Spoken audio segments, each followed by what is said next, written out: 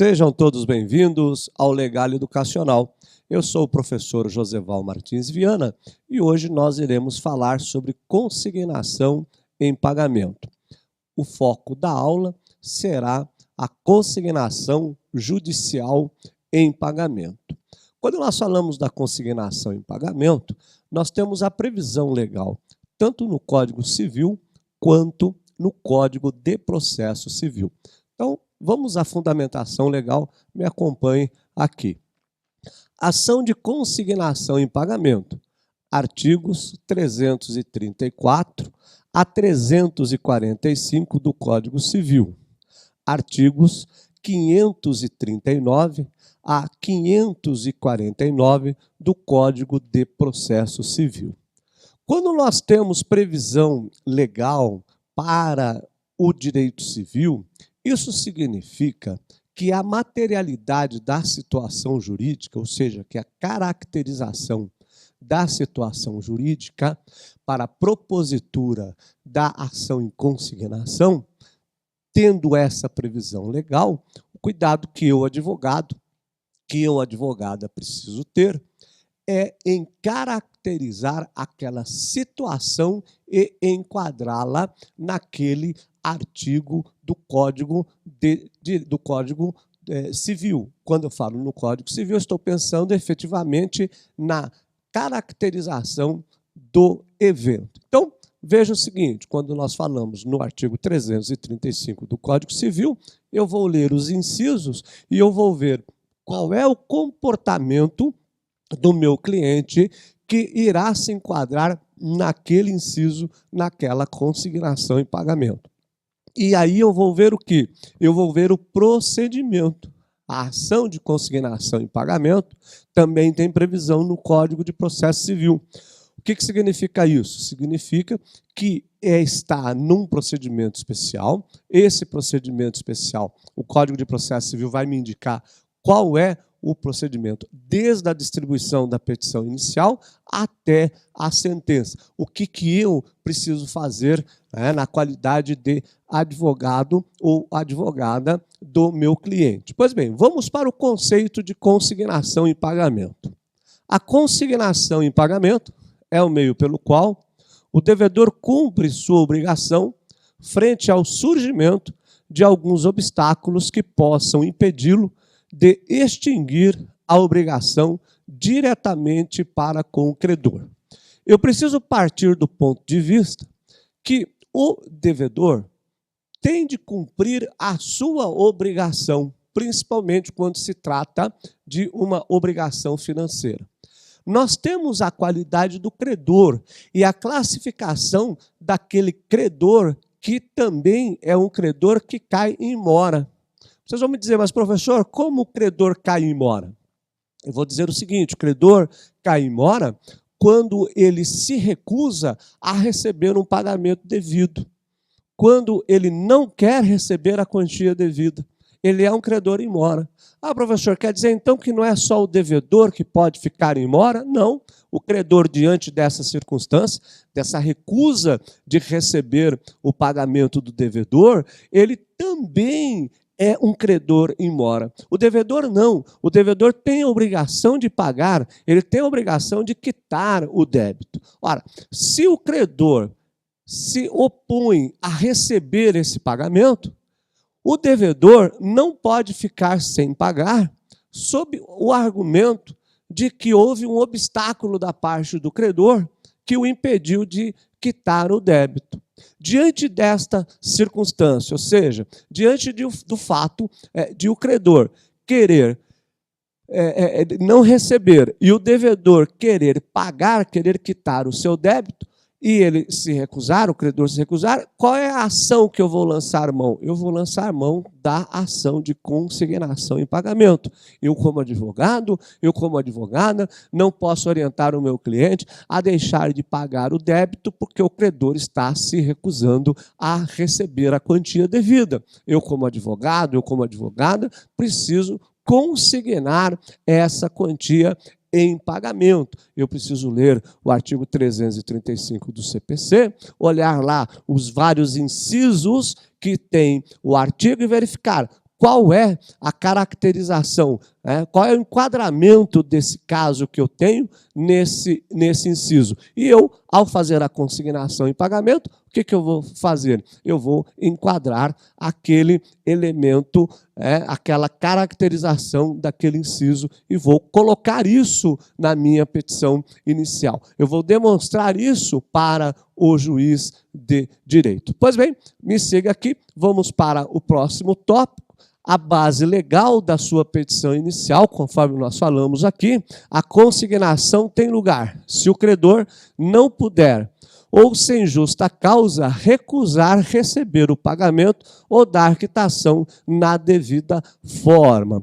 Vamos imaginar o seguinte caso. Vamos imaginar que o devedor adquiriu um determinado maquinário e, ao pagar, o credor se recusou a receber aquele valor. Vamos imaginar que eles fecharam um contrato aí de 30 dias, para que o devedor, no prazo de 30 dias, pagasse a compra do maquinário. Quando ele foi pagar, aí o credor disse que não queria receber aquela quantia, porque houve aí uma mudança, houve um aumento no preço do maquinário, e ele deveria, então, pagar agora o preço atualizado, sob pena de o nome do devedor ir para protesto. E vamos imaginar isso mesmo, vamos imaginar que no dia seguinte ele manda então um boleto bancário para que o devedor quite o valor que ele colocou lá e ele exige o pagamento, então, com a indicação de protesto. Então, qual que vai ser a sua fundamentação? A fundamentação é de que você precisa fazer a consignação em pagamento, e aí você vai fundamentar no artigo 335 do Código Civil, inciso 1º, dizendo que o credor, sem justa causa, se recusou a receber o pagamento do maquinário, dar quitação ao pagamento. Pois bem, então, diante dessa situação, o que você vai fazer? Vamos levar isso, então, para a nossa petição inicial, tá? Para a nossa petição inicial. Ok. Aliás, eu vou fazer uma coisa que eu não costumo fazer, mas eu vou fazer o seguinte, eu tenho esta petição, eu tenho uma petição de consignação em pagamento preparado, tá? Eu não vou apresentar esta petição aqui hoje, mas eu vou dar um presente para vocês.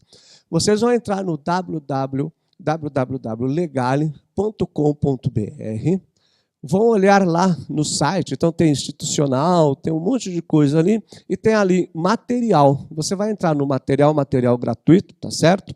Você vai acessar o material gratuito e você vai entrar no meu nome. Lá aparece o nome dos professores. Você vai entrar no nome do professor Joseval Martins Viana e você vai ter acesso, então, ao material da consignação em pagamento, inclusive com a petição elaborada dentro desse caso, tá certo? Desse caso jurídico que nós estamos apresentando aqui. Então, não se esqueça, www.legale.com.br, entre lá no material gratuito e estará à sua disposição o material e também a petição inicial desse caso que nós estamos falando aqui, que nós estamos contando aqui. Pois bem, então, vamos continuar com a petição inicial.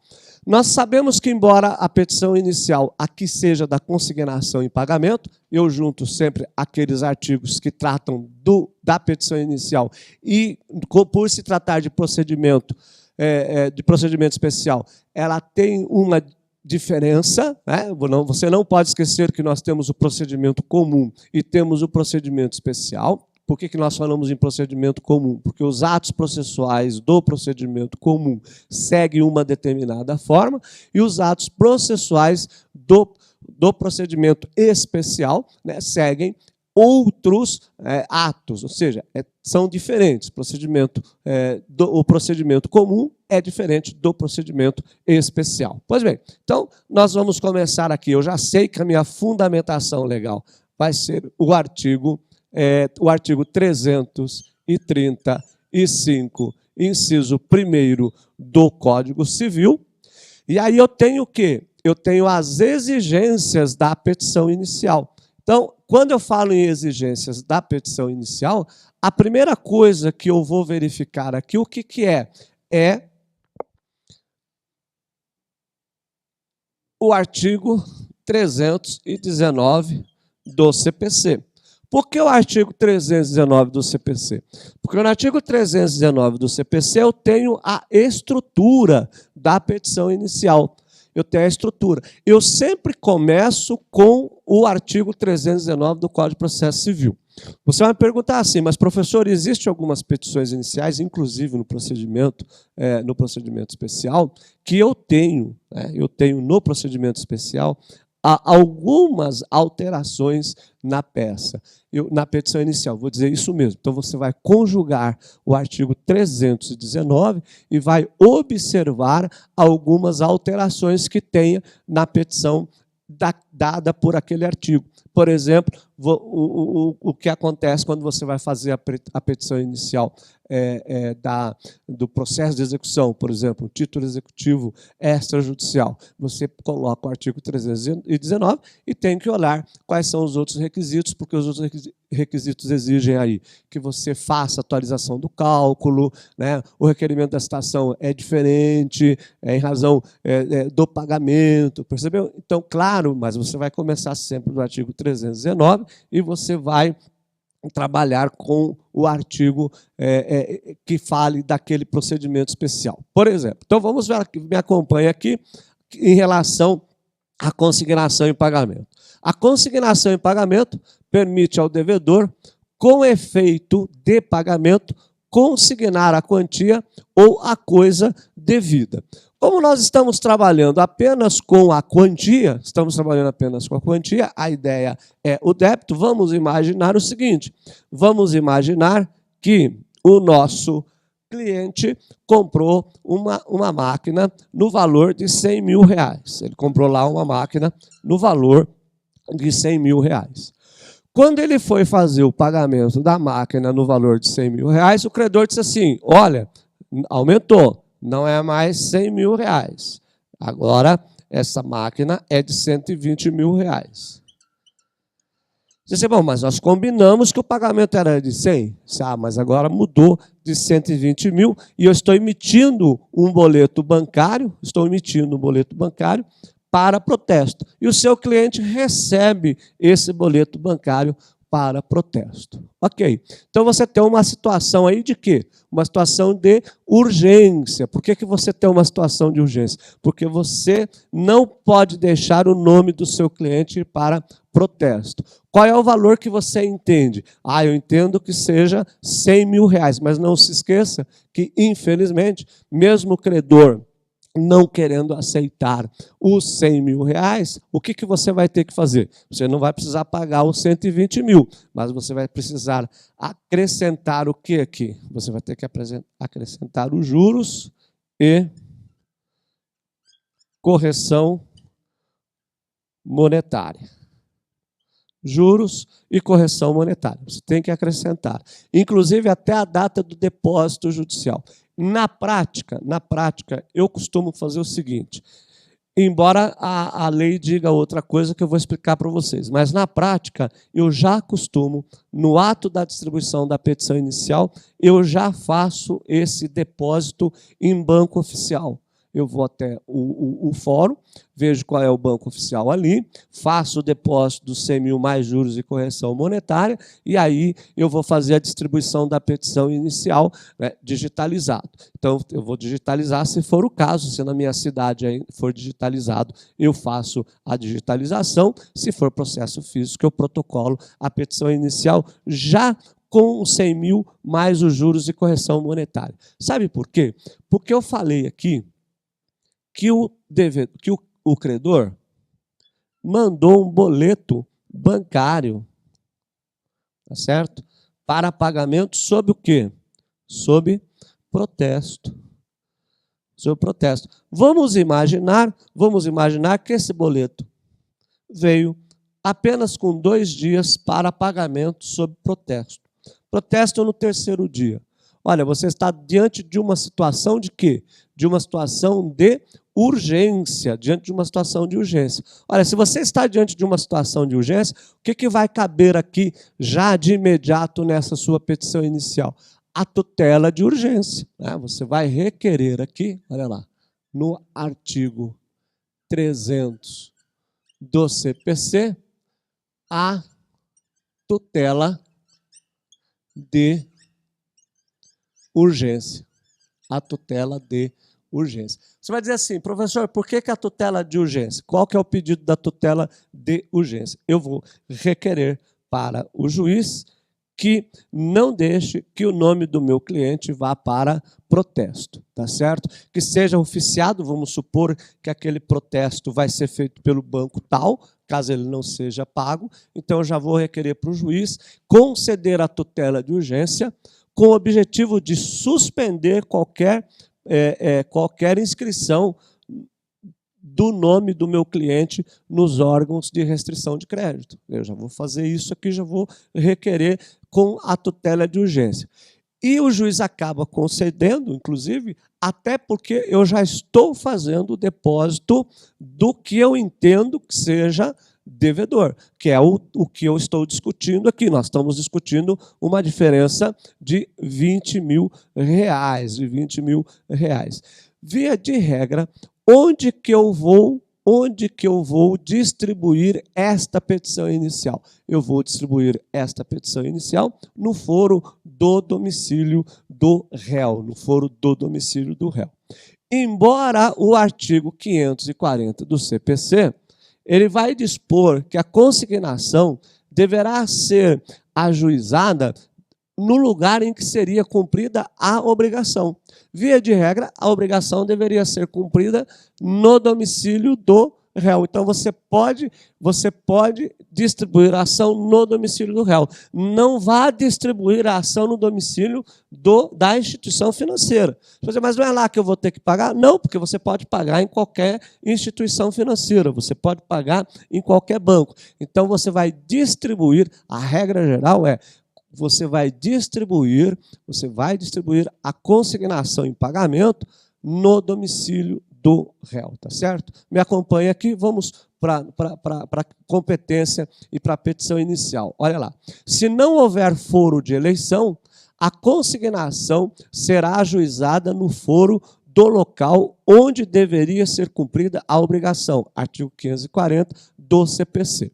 Eu não vou entrar nos detalhes de foro de eleição, nem na relação do Código de Defesa do Consumidor, porque a ideia básica, tanto se o foro de eleição for ilícito, se ele prejudicar a defesa ou se ele prejudicar o devedor, o juiz não vai aplicar o foro de eleição, e se for o Código de Defesa do Consumidor, eu tanto posso distribuir a ação no domicílio do autor quanto no domicílio do réu. Então, basicamente, a regra geral continua a mesma. Você continua com o objetivo de distribuir a sua ação no foro do domicílio do réu, que não vai ter problema nenhum, a não ser que no contrato tenha uma especificação um pouco diferente, mas como nós estamos falando de pagamento aqui, compra e venda do maquinário, nós não vamos ter problema. Pois bem, me acompanha aqui de novo, olha lá, artigo 319 da petição inicial, então eu sempre vou partir com base no artigo 319 da petição inicial. Pessoal, e aí eu tenho uma outra situação que eu não posso esquecer. Se eu estou dizendo aqui que eu vou ter um problema com o protesto, o que eu vou fazer? Eu vou juntar aqui o boleto bancário também. Né? Eu vou escanear o boleto bancário e eu vou juntar o boleto bancário. Por quê? Porque o artigo 320 do CPC dispõe que eu preciso juntar todos os documentos essenciais à petição inicial. Olha, se eu estou alegando aqui, e se tiver contrato, qualquer comprovante de compra do maquinário, eu junto também. Vou juntar qualquer comprovante de compra de matéria, sempre tem um recibo, uma nota fiscal, um contrato, eu junto, tá certo? E o boleto bancário eu junto também. Qual vai ser o procedimento? O procedimento vai ser aquele que está no artigo 542 do CPC. O artigo 542 do CPC vai explicar qual é o procedimento que eu vou fazer da minha petição, o procedimento que nós teremos aqui. Pois bem, me acompanha aqui, olha lá. A petição inicial deve conter requerimento para o depósito da quantia ou da coisa devida a ser efetivado no prazo de 5 dias contados do deferimento. Olha, então, nós vamos pensar o seguinte. Vamos voltar um pouco aqui para a gente retomar o procedimento. Seu cliente, então, procurou você, contou o caso, você, então, tipificou no artigo 335, inciso 1º do Código Civil. Você sabe que você vai ter lá a petição inicial, artigo 319, artigo 320, o procedimento vai ser no artigo 542. Juntou o boleto bancário, tutela de urgência, lá do artigo 300 do CPC. O que você vai requerer mesmo? Você vai requerer a suspensão da inscrição do nome do seu cliente nos órgãos de restrição de crédito, nos órgãos de restrição de crédito. Você deve estar pensando assim, mas professor, cabe ação indenizatória neste caso, neste meu exemplo? Não. Por que não cabe ação indenizatória? Porque não houve dano. Qual foi o dano que ele teve? Nenhum. Ele está, sim, conseguindo, por meio da ação de consignação e pagamento, se livrar da obrigação. Então não teve dano.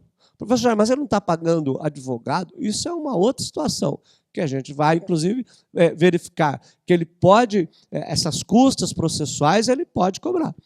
E a gente sabe, inclusive, que eu posso, inclusive, na petição inicial, se eu quiser colocar o que eu gastei com o advogado e requerer isso na petição inicial, também o pagamento do advogado, eu posso. Existe hoje essa possibilidade, tá certo? De requerer. Mas eu também não vou me aprofundar muito, mas você já sabe que você pode requerer. Você é advogado, vamos supor que você cobrou R$10.000 para fazer essa consignação em pagamento, partindo de 10% sobre o valor de 100 mil. Você pode, inclusive, requerer na petição inicial que o credor seja condenado nas custas, despesas processuais, inclusive os honorários advocatícios. Mas você não pode pedir justiça gratuita, porque se o seu cliente está te pagando, você tem que juntar, inclusive, o contrato, né, dos seus honorários, ou o recibo dos seus honorários. Por exemplo, o contrato dos seus honorários já é suficiente para você requerer o pagamento, essa devolução do que ele está pagando.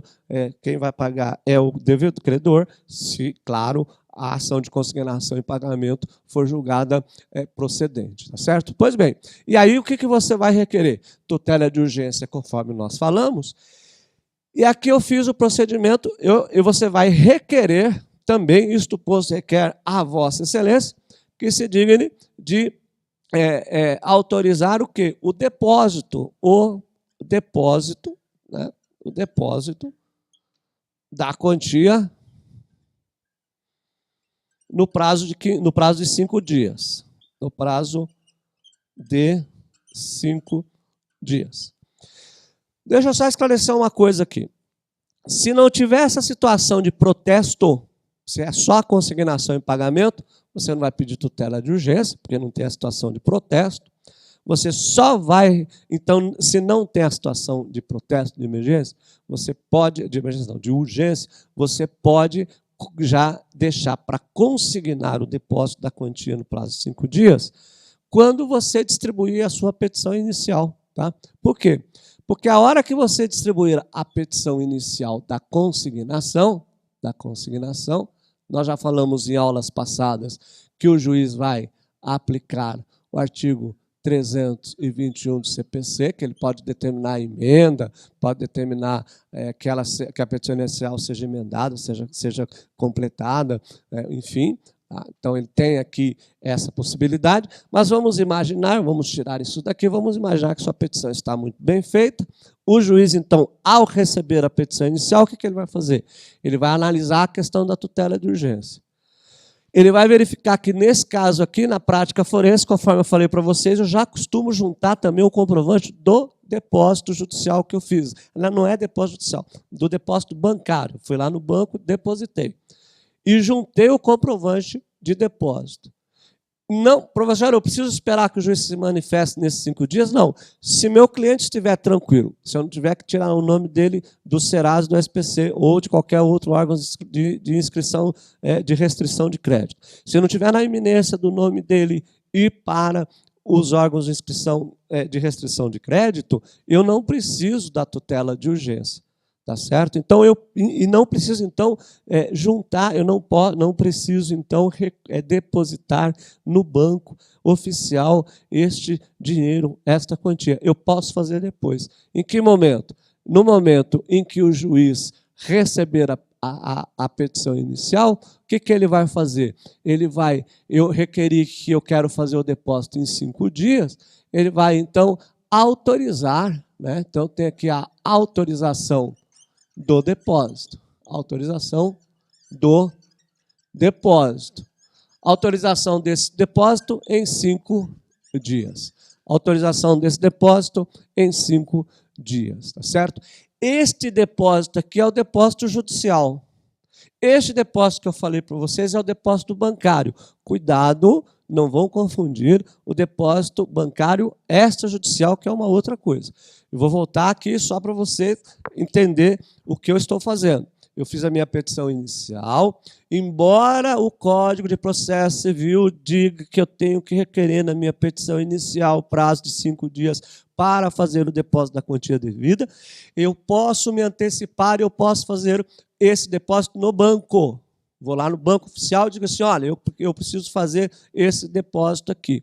Tá certo? Nesse valor, tem o nome das partes. Alguns alunos, quando eu estou dando essa aula, ele falam, mas espera um pouquinho, professor, eu não vou conseguir, por exemplo, fazer, porque eu tenho que ter número de processo, posso fazer outro número de processo, mas você consegue fazer isso. Ou você distribui isso, distribui a sua petição inicial digitalizada, corre no banco, preenche os dados do processo, faz o depósito no banco, corre, já faz uma petição e junta aqui. Por quê? Porque nós estamos tratando de um caso de prática jurídica. Eu não posso deixar o nome do meu cliente para os órgãos de restrição de crédito. Então, eu não posso... porque o sistema não aceita. Cara, usa a cabeça. O seu cliente pode ter o nome no seu SPC e no Serasa.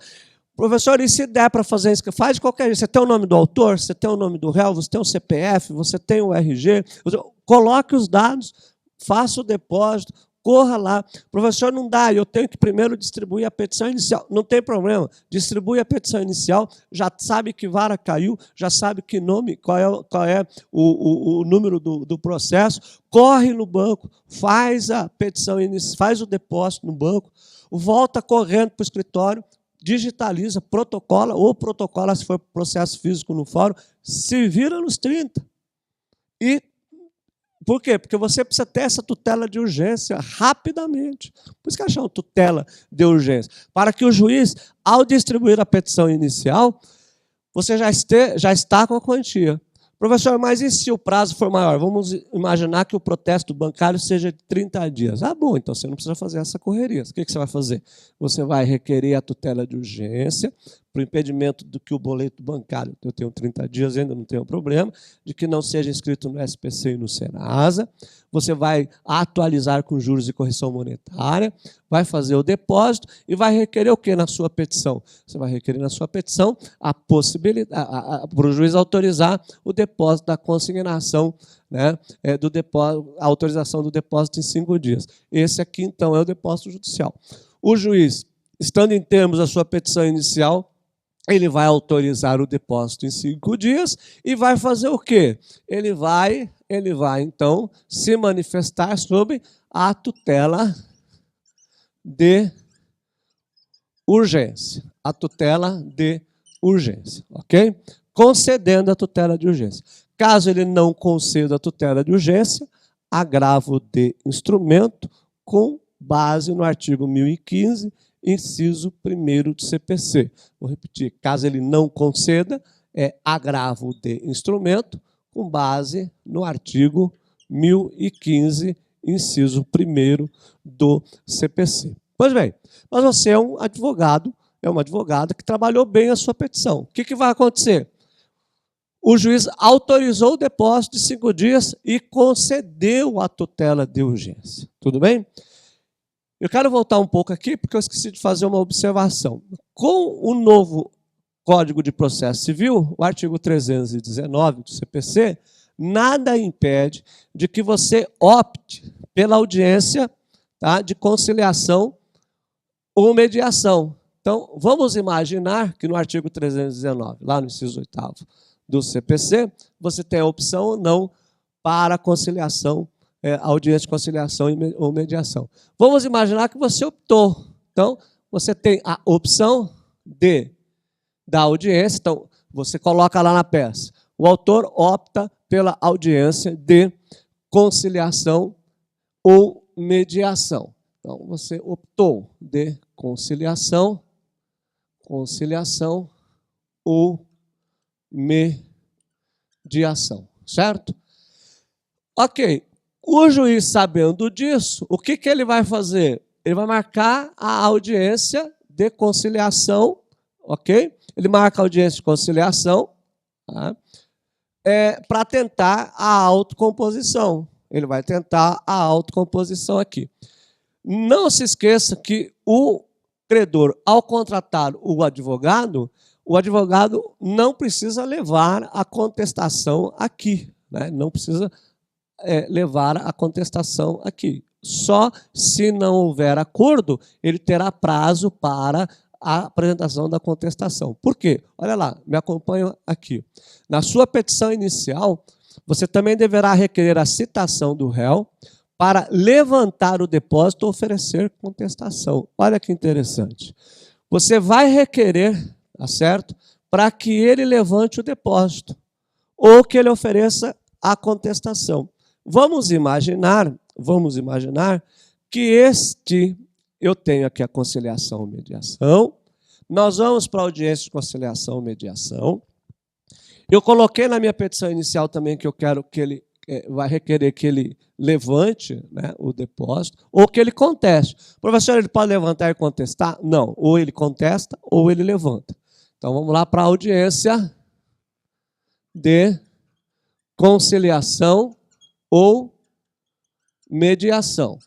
Ok, se ele levantar o depósito, acaba o processo aqui. Se ele levantar, acaba juros, correção monetária, incidência de tudo aquilo que eu falei, sucumbência do advogado, a não ser que seja feito o acordo, isso aqui tudo seja reduzido a termo, abre-se mão da sucumbência, aí vai levantamento da quantia. A audiência de conciliação ou mediação não incide, muitas vezes, sucumbência para o advogado. Tá? Quem fica responsável pelo pagamento da sucumbência, no caso de acordo, é o advogado, é a parte, o autor ou réu, é quem contratou o seu advogado, certo? Mas pode acontecer que ele não se chega no acordo aqui. Não se chega no acordo. Ele também não pode levantar o dinheiro, porque ele está entendendo o réu que o valor é de R$120 mil. Então, o que ele faz? Não tem acordo.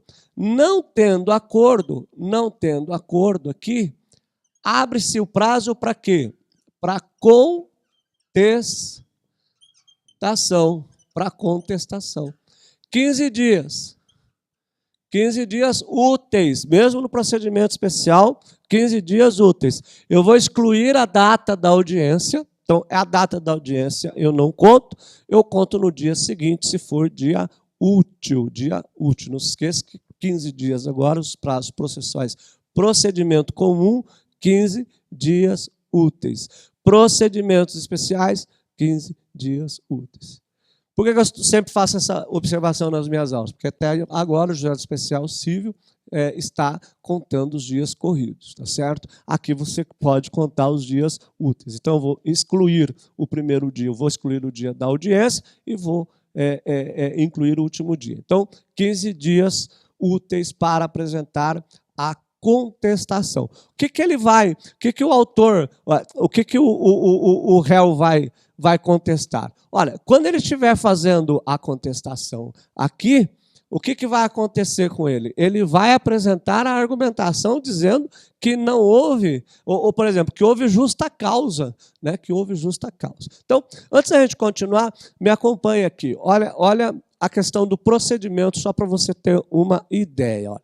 O procedimento especial da consignação e pagamento está disciplinado nos artigos 539 a 549 do Código de Processo Civil. A citação, artigos 238 a 259 do Código de Processo Civil. Você tem a citação pelo correio, citação pelo oficial de justiça, citação por edital, né? E citação pelo correio, eu repeti aqui, mas é citação pelo correio, citação pelo oficial de justiça, citação por edital, e agora nós teremos a citação via e-mail. Por isso que nós vamos colocar o e-mail do autor e o e-mail do réu na petição, que futuramente eles vão viabilizar isso. Pessoal, e-mail do autor, e-mail do réu, não é o e-mail do advogado, não é e-mail da advogada. Quando eu requerer a citação aqui, a citação obrigatoriamente tem que ser por aviso por carta, pelo correio. Então, na hora que você requerer a citação, você vai requerer com base no artigo 246, inciso 1º do CPC, tá certo? Não preciso requerer, eu sempre falo isso nas minhas aulas, não preciso requerer a citação, porque o artigo 319 não tem mais requerimento de citação. Mas eu sou obrigado a colocar se eu opto ou não pela audiência de conciliação ou mediação. Pois bem, olha que coisa interessante. Se o AR voltar negativo, aí eu recolho o oficial de justiça. Aí eu requeiro a citação por oficial de justiça. Mas, em primeiro lugar, vai a audiência, vai a citação pelo AR. Por isso que eu sempre digo para meus alunos que, embora não tenha necessidade de requerer citação do réu, eu costumo, por uma questão de prática jurídica, vamos imaginar que eu optei pela audiência de conciliação ou mediação, eu coloco sempre assim o parágrafo antes de encerrar a petição, antes dos protestos lá. Eu ponho assim: o autor informa Vossa Excelência que tem interesse na audiência, né, ou que opta pela audiência de conciliação ou mediação, requerendo que o réu seja citado para que compareça à audiência designada, né, por este juízo. Olha, pronto, só isso, requeri a citação. Ah, mas e se eu não quiser? Você põe só lá assim: o autor opta, na verdade, foi bom ter falado em autor e réu, porque aqui não é nem autor nem réu. Se eu estou num procedimento, o que eu tenho aqui é consignante e consignado. Muito cuidado quando vocês estiverem trabalhando com as peças processuais, hein? Cada peça processual tem o seu nome. Aqui, consignante, consignado. Não vou ficar falando autor e réu. Consignante, consignado. Tá certo? Por isso que as peças têm seus nomes próprios: embargante, embargado, autor e réu, reconvinte, reconvindo, e assim sucessivamente. Pois bem, então, veja que a citação sai por edital. Eu uso aqui sempre a expressão consignante e consignado, ok? Pois bem, então, se não tiver a citação aqui pelo oficial, pelo aviso de recebimento, eu vou requerer ali a citação pelo oficial de justiça. E aí, então, na contestação, o réu, o consignado, na contestação, ele pode arguir todas as questões que estão lá no artigo 337 do CPC, que são chamadas as preliminares. Ah, professor, na consignação, o consignado pode, então, arguir aí as questões do artigo 337? Pode, sem problema nenhum. Olha lá, me acompanha aqui. Artigo 544 do Código de Processo Civil. Contestação. Na contestação, o réu poderá alegar. Ó, o artigo 337 do CPC fui eu que coloquei. Então, ele pode alegar, dar as preliminares. Aí, o que ele vai fazer? Ele vai para o mérito. Ó. Não houve recusa ou mora em receber a quantia ou a coisa devida. Pessoal, neste caso, nesse exemplo que eu dei, é exatamente isso que o réu, que o consignado vai afirmar na contestação. Ele vai dizer: olha, não houve recusa. Ele vai alegar as preliminares, né, ineptos inicial, se for o caso, ilegitimidade de parte, exceção de incompetência absoluta ou relativa, ou seja, o que ele quiser,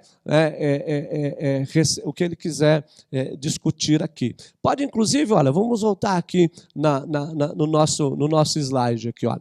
Pode ser que ele também, além dele dizer que não houve recusa, nem mora em receber a quantia ou a coisa, ele pode dizer que foi justa a recusa. Ele diz: não estou recebendo. Por que eu não estou recebendo? Porque a quantia que eu entendo seja a de R$120 mil, tá certo? Ele vai, então, exatamente fazer o quê? Ele vai apresentar a contestação dele. Pois bem, a gente sabe que depois da contestação, o que vem? Depois da contestação, vem a réplica, tá? A réplica. Ok. vem a réplica.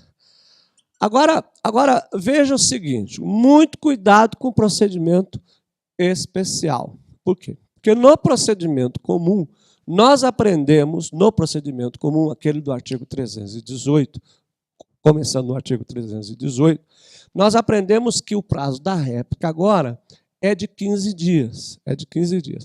Mas eu tenho que tomar cuidado com o quê? Se o consignado disse que houve depósito de quantia a menor, que ele entende que houve depósito de quantia a menor, o que vai acontecer aí? Ele vai dar uma oportunidade a quem? Ele vai dar uma oportunidade ao consignante de completar o depósito. Mas toma cuidado, olha o cuidado que você precisa tomar. Me acompanha aqui, olha. Lá no artigo 545 do CPC. Alegada a insuficiência do depósito, é lícito ao autor completá-lo em 10 dias, salvo se corresponder à prestação cujo inadimplemento acarrete a rescisão do contrato. Vamos imaginar aqui então, que ele, consignado, disse assim, olha, a quantia não é essa. E vamos imaginar que o consignante diz assim, eu posso completar. Cuidado aqui, pessoal. Embora o prazo da réplica seja de 15 dias, se você, por uma questão de cautela, eu estou pensando em prática processual, eu sou advogado também, eu tenho que pensar nessas coisas, eu advogo, eu enfrento esse problema, inclusive com o novo CPC. Nós estamos numa transição, né? Do código novo, né, do código de 73 para o código de 2015. Nós estamos nessa transição, então ainda tudo está muito, vamos dizer assim, as coisas muitas vezes não estão certas. Então eu, como advogado, para não prejudicar, a interpretação que eu faço da lei não é que ela seja correta ou que seja isso. Pode ser que existam outros professores de processo civil que discordem, mas como eu volto a dizer, eu me arvoro aqui da condição de advogado, então eu estou na prática no dia a dia, por isso que eu dou aula de processo civil aqui no Legale, e não é porque eu sou advogado que eu dou aula de processo civil no Legale, é que como advogado eu tenho mais facilidade, porque o processualista ele tem que estar na prática no dia a dia, porque a gente sempre sabe, olha, isso aqui é prática, olha. Se você for pela lei, a lei diz que a hora que você for fazer o depósito, só pode fazer o depósito depois que o juiz se manifestar. Você vai requerer autorização para fazer o depósito, 5 dias. Claro que se você fizer o depósito, você não vai requerer autorização. Você já fez, só vai dizer assim, o consignante informa a Vossa Excelência de que foi feito o depósito. Né, foi feito o depósito no banco. Isso é prática, porque você vai ler a lei diz assim, só pode fazer depois. Ele não fala só pode fazer. Ele diz assim, vai requerer autorização para o juiz para fazer o depósito 5 dias. Mas você já imaginou, você é advogado, seu cliente precisa, não pode deixar o nome do seu cliente para o SPC, para o Serasa, até você distribuir essa ação. Você não sabe quanto tempo vai demorar desde a distribuição da petição inicial até isso chegar na mão do juiz. Você vai deixar correr o risco do nome do seu cliente para o SPC e para o Serasa? Para depois o juiz mandar tirar, seja ágil. Advogado precisa ser ágil, advogada precisa ser ágil. O que eu vou fazer? Já faço isso na inicial, embora não esteja previsto na lei, é possível, porque eu já fiz isso. No meu dia a dia, eu cansei de fazer isso todas as vezes que eu tenho uma consignação, que a coisa é uma tutela de urgência, eu faço isso na petição inicial. Pois bem, então, onde que eu quero chegar? Pessoal, eu faço o seguinte, se meu cliente quiser completar o depósito, se ele completar o depósito, eu falo para vocês que são 10 dias. Então, a minha réplica aqui, gente, da consignação, a réplica aqui precisa ser feita em 10 dias. Em 10 dias. Tá? Professor, mas tem gente que está dizendo que pode ser em 15. Eu vou discordar pelo seguinte, eu entendo o seguinte, para você fazer isso, tem que fazer por meio de petição. Como é que você vai fazer uma petição consignando a diferença, completando a diferença, e depois mais 5 dias você vai consignar, você vai protocolar a petição dizendo que você fez esse depósito a mais. Pessoal, prática jurídica, não caia nessa. É melhor pecar pelo excesso. É melhor você protocolar antes do que depois e o juiz entender que você perdeu o prazo. Você vai fazer o seguinte: como você sabe que você tem 10 dias, tá? Olha lá o artigo 545 do CPC, você sabe que você tem 10 dias para completar o depósito, ok? Completar o depósito. Você vai completar o depósito e vai, inclusive, você pode, inclusive, impugnar a contestação, dizendo, ó, embora eu esteja dizendo que o depósito não seja total, embora eu esteja dizendo que o depósito não seja total, eu estou completando, mas a recusa foi justa. Ó, eu vou continuar com o processo. Tá certo? Ou pode ser que eu não vou fazer a réplica, eu vou só requerer o depósito dos 10 dias, né? Eu só vou fazer o depósito dos 10 dias. Então, quem vai completar o depósito é o consignante. Ele completa o depósito. Vamos imaginar que na contestação o consignado diz assim: olha, excelência, não é 100 mil reais, mas é 110 mil reais. Ok, ele quer se livrar da obrigação, o que ele faz? Ele deposita os 10 mil reais aqui, o consignante, e não vai impugnar. Mas pode ser que ele esteja defendendo que houve aí recusa sem justa causa, ele pode até completar e ele pode, inclusive, fazer a réplica impugnando os pontos da contestação. Ou pode ser que ele entenda que o valor seja esse aqui mesmo e que ele não tem nada que completar, ele vai fazer a réplica e vai apresentar então para o juiz, e aí eu digo, então você faça a réplica. Aí você vai dizer assim: bom, professor, mas e se eu não tiver consignação? O que eu faço? Eu posso completar, eu posso fazer a réplica em 15 dias? Se você for fazer a réplica, tudo bem, sem esse depósito. O problema é se você for fazer o depósito. Então, eu faria o seguinte: com depósito, 10 dias. Sem depósito, 15 dias, tá certo? Porque a réplica passa agora a ter 15 dias. Pois bem, vamos então, continuando, me acompanha aqui na nota. A nota diz o seguinte, então vamos ver aqui a nota. Deixa aparecer a nota. É suspense porque essa nota é importante. A sentença que concluir pela insuficiência do depósito determinará o montante devido e valerá como título executivo, facultando ao credor promover-lhe o cumprimento nos mesmos autos após liquidação, se necessária, artigo 545, parágrafo 2º do CPC. Pessoal, aqui tem uma questão importante, tá? Aqui tem uma questão importante. Deixa eu apagar essa questão da consignação que eu fiz para vocês, para não confundir vocês. Eu vou fazer o seguinte: houve a réplica, eu não vou consignar, eu não vou completar, então essa réplica aqui, 15 dias, eu não vou completar nada, estou dizendo que o que eu depositei está correto, já fiz a réplica, o que o juiz vai fazer? Pessoal, via de regra, a ação de consignação e pagamento é discussão de matéria de direito, não é matéria de fato. Então, eu não tenho produção de provas. O que eu vou fazer, então? Então, depois dessa réplica, o que o juiz vai fazer? Depois dessa réplica aqui, o juiz vai prolatar a sentença. Ok? Quando o juiz for prolatar a sentença, essa sentença aqui tem duas vertentes. Ele pode julgar procedente o depósito, a consignação julga procedente a consignação, ele dá quitado a dívida, condena o consignado em despesas, custos processuais e sucumbência. Então, ele ganhou a ação judicial, tá certo? E ele pode julgar improcedente a consignação. Se ele julgar procedente, acabou o processo, sentença, transitor julgado, cabe recurso, nesse caso, recurso de apelação. Ele julgou improcedente.